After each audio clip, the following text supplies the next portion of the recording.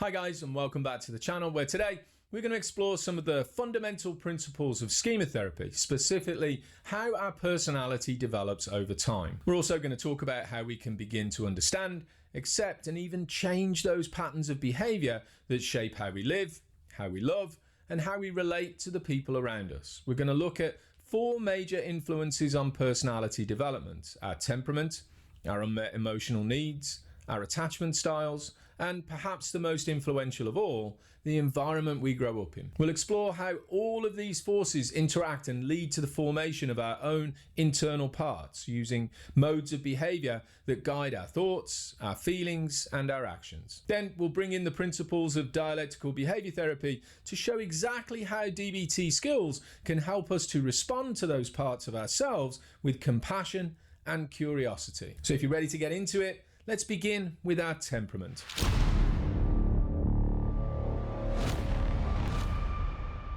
Our temperament is where it all begins. It's the biological aspect of our personality that, from a schema therapy perspective, is the only thing we're born with. Things like how sensitive we are, how deeply we feel our emotions, whether we tend to be cautious, impulsive, or adaptable. Some of us are just simply wired to feel things more intensely, and when we grow up in emotionally chaotic or invalidating environments, that emotional wiring can lead to overwhelming experiences that get locked away deep inside our personality system. This is where we begin to develop our emotional stories, those core narratives that shape how we see the world and how we see ourselves within that world. In schema therapy, we call these narratives schemas. For instance, if I'm an emotionally sensitive child who doesn't feel seen, heard, understood, or nurtured, I might grow up with the belief that no one will ever truly be there for me. That belief becomes a story, and that story becomes a schema, specifically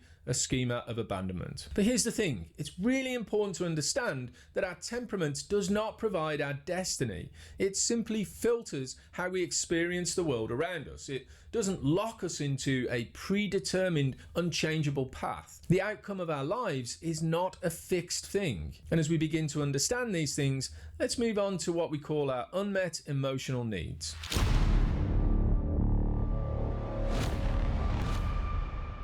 Every single one of us has 5 basic core emotional needs when we're children: the need for safety and secure attachment, the need for autonomy and a strong sense of identity, the need for freedom to express our emotions and our personal needs, the need for spontaneity and play, and finally, the need for realistic boundaries and consistent nurturing and guidance. When these needs are met in healthy ways, we grow into emotionally balanced and well-rounded adults. But when they're not, we form maladaptive schemas, emotional imprints and stories that are tied to our emotional pain. And these aren't just thoughts, they're embodied experiences that are woven into our nervous system, our memory, and our beliefs. Over time, these emotional stories become part of our personality. They get held in place by specific parts inside of our personality system, parts that we can recognize by giving them names like the vulnerable child, the detached protector, or the angry child. And each of these parts holds on to a story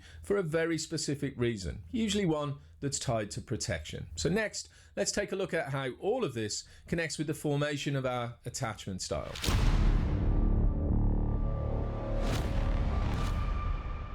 Our attachment style plays a major role in the development of our personality system. It has a direct influence on how our internal parts form and then function. If we felt secure in our early caregiving relationships, we're more likely to develop strong, balanced, healthy adult modes of behavior. But if we felt anxious, rejected, or unsafe, we develop parts of our personality that are simply trying to cope with that fear at that time of our lives. These coping parts can show up in many different ways. For example, compliant surrender, which is a part that avoids conflict by pleasing others, or the overcompensator, who pushes for perfection and control to mask the inner shame, or the detached protector, who basically just numbs out and withdraws to avoid being hurt. Each of these parts found a way to survive, and even as adults, they may still be playing out those behaviors in our daily experiences, doing what they've always done to protect us from emotional pain. So next, let's look at what is probably the most significant influence of all: the environment we grow up in.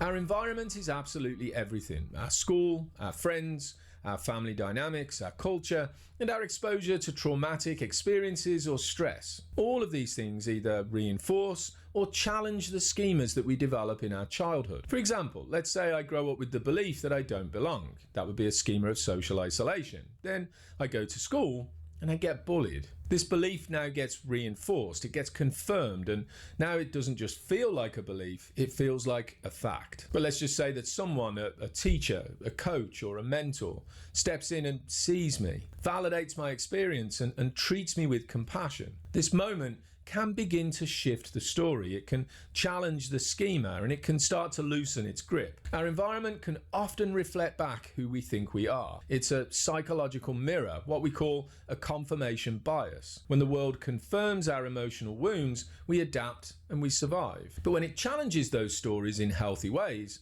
we actually grow.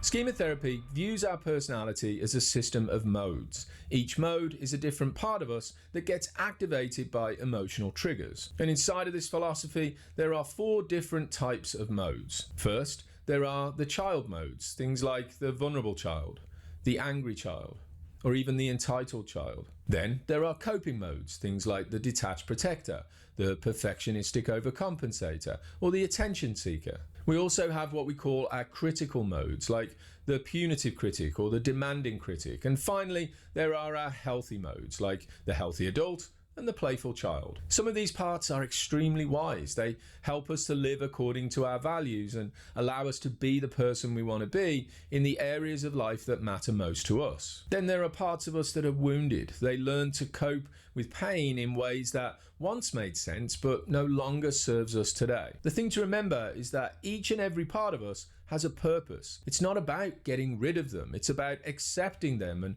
validating their pain, but then teaching them a new and more adaptive way of being. This is how we build our strong, healthy adult modes of behavior, by making choices that are guided by our values and beliefs and not by our childhood wounds.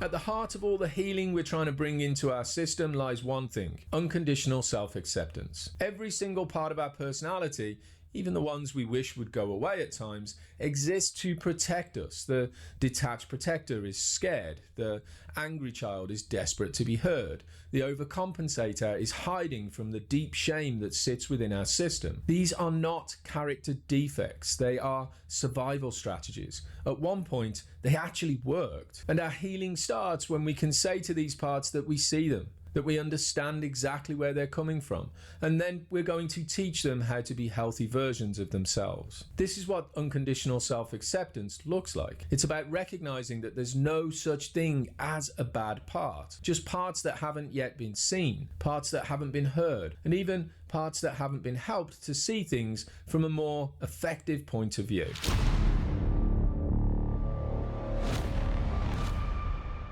So how do we change these patterns not only for the future, but also in real time? This is where the skills of dialectical behavior therapy come in. So let's go over the 4 modules of DBT skills that support us with real change. First, there's mindfulness. It helps us to recognize exactly when a mode is activated. We can notice the emotion, label the story, and begin to practice the art of unblending. We do this by observing and describing exactly what we see in our system. I can see that there's a part of me that's holding the defectiveness, and I can tell that one of my protectors is present within my system. This acknowledgement provides a space between our true core self and the part of our personality that's trying to take over our system. Second, we use the skills of distress tolerance. They teach us how to sit with the emotional pain without reacting to it. We learn to pause, to ground ourselves, to tell the difference between discomfort and danger. When we're using the skills of distress tolerance in combination with mindfulness, we might actually observe and describe that there's a part of us that's feeling shame, and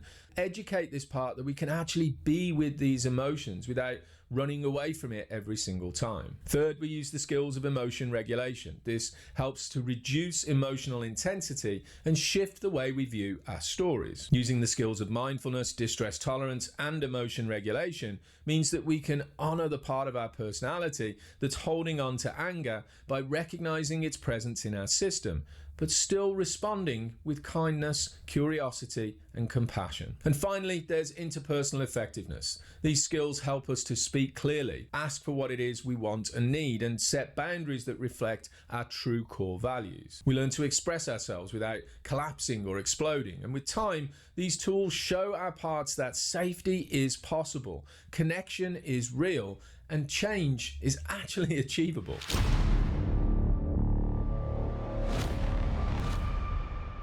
Even though it may feel like it at times, I guarantee you that your personality is not broken. It's a complex system of inner parts. Some of them are young, some of them are wounded, and some of them are wise. You are shaped by your temperament, your unmet emotional needs, your attachment style, and your environment, but you are not stuck. By practicing unconditional self-acceptance and using dialectical behavior therapy skills, we don't just change our behavior, we reclaim who we are. And eventually, we get to live the life we want to live by being the person we want to be in the areas of life that matter most to us, according to our own values and beliefs. Guys, I hope this video helped you to understand more about your own personality system and how change is not only possible, but it's incredibly powerful. If you'd like to go deeper into this topic, come join me in the free weekly online meetings that I offer. I'll leave a link in the description below with all the details. And if you haven't already, don't forget to hit subscribe, give this video a like,